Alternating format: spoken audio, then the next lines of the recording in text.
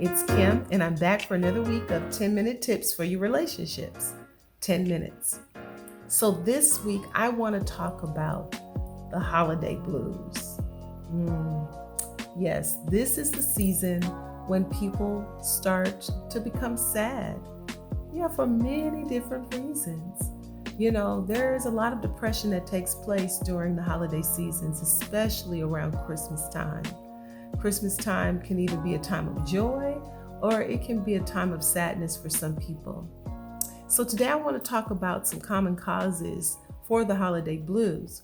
The one thing, or the first thing that I want to talk about just quickly, is stress. hmm Now, we do have stress throughout the year, but sometimes toward the end of the year, around that holiday time, we just tend to become more stressed out, and for many different reasons. Sometimes it's because we're trying to figure out how we're going to buy all these gifts, how we're going to pay for all this food, if we're going to be around certain people during the holiday season. Maybe we have had some losses in our lives, and we're just kind of stressed out about how all of that's going to come together during the holiday season. Why? Because when we think about the holiday season, we think about fun, happiness, family, food, fellowship, all those different things. And sometimes it's not like that for some people. So we have to keep in mind that sometimes people become very sad.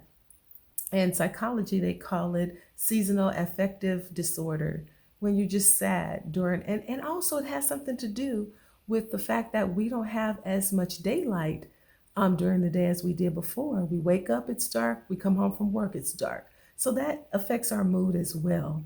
But stress is the number one culprit, if you will, for causing the holiday blues. And then number two is just plain old fatigue, just being tired. Yes, we are tired. We've worked all year long. Maybe we're trying to close out some accounts and write up some reports and get some things done before the end of the year, before we take off for a few weeks, for a vacation. And we're just tired. We're just plain old tired. And that's something that can also bring about a sense of sadness as well. Then those family related issues, like I said earlier, sometimes we're thinking about, are we going to be around this certain family member? Is that certain family member going to show up to the Christmas dinner? Are they going to come to the Christmas Eve party? Are they going to bring up that old situation when they do show up? I mean, all those things that, sometimes plague our minds when we're starting to prepare for those family fun events.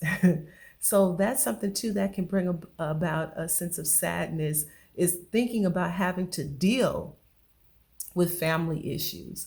Maybe you and a family member have had words sometime earlier in the year, and thinking about, okay, Christmas time, we're going to see each other.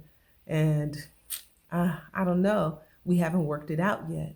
So that's something too that we think about during this time. Then on the other side of thinking about the family members that you're going to be with, then there is the flip side of that, which is loneliness. Some people don't have family. Some people don't have access to their family. They don't have the money to go and visit their families for the holidays, or sometimes they've lost loved ones and they feel very lonely around this time. So that's something too that brings about some holiday blues, a sense of sadness. And then this last one that I want to point out is unrealistic expectations. Yes, unrealistic expectations. Yeah, sometimes during this holiday season, we have unrealistic expectations about what this all means. Christmas, as far as buying gifts, receiving gifts, preparing food, calling family together. Sometimes our expectations are a little bit unrealistic, in that there are certain things that we're looking for the holiday season that we may not get. And so sometimes that brings about a sense of sadness. So I want to point out a few things that can kind of help you bypass some of that. Some things that may help while you're working on some of those items that may be plaguing you with some sadness. The first thing I think is really important. And the first thing is, instead of thinking of Christmas in a commercialized way, maybe we need to do this. We need to connect to the season on a deeper level. Maybe we need to go back and think about the real reason for the season, right? And not about the commercialized buying gifts, spending money, doing all these extra things that we don't normally do during the year, but just thinking about the reason why we do celebrate Christmas, the birth of Christ, Him coming to the earth so that, we can be saved and blessed and all those wonderful things that happen in our lives because of Christ. So maybe we can go back to the real meaning of Christmas. That might be something that might help us out a bit. And then one of the other things is this, and I like to say this too. Anytime I'm down or I'm going through an issue or problem in my life, one of the things that I like to do is I like to help other people. Yes, when I'm helping other people, guess what? It takes the focus off what I'm going through. So during this time, if you're having some really hard times, some unrealistic expectations, some issues with family, loneliness, some stress, anxiety, all of that, try serving somebody.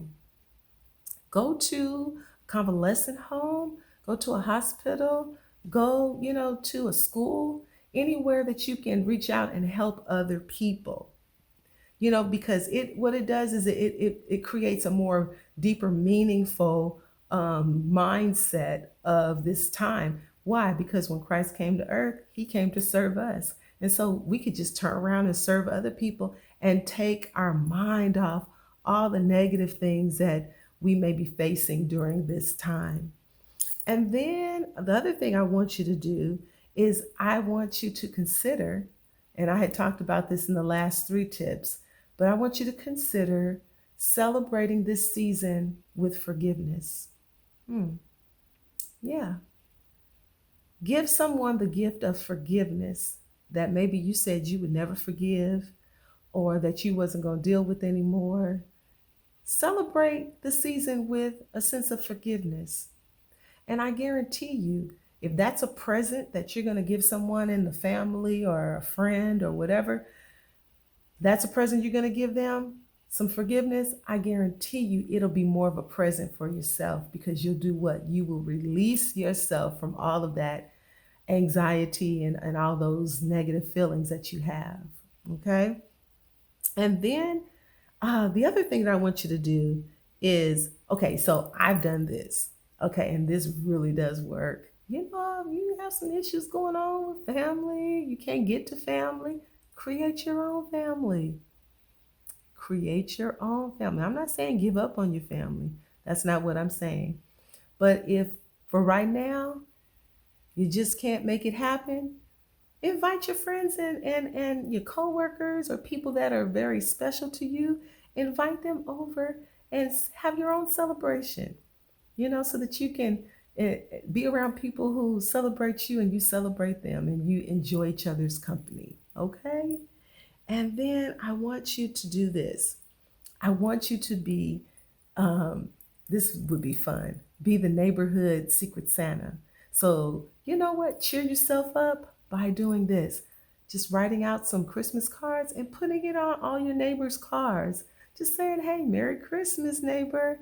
Have a Merry Christmas and a Happy New Year. And just seeing your neighbors happy might make you happy too. Okay?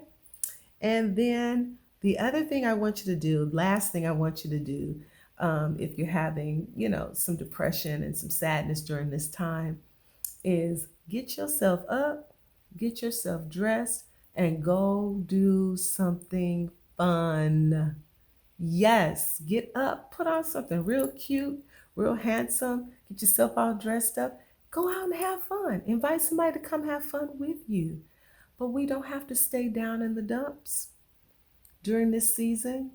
We don't have to get in our beds and pull the covers over our heads and just stay there during this season. We don't have to do that.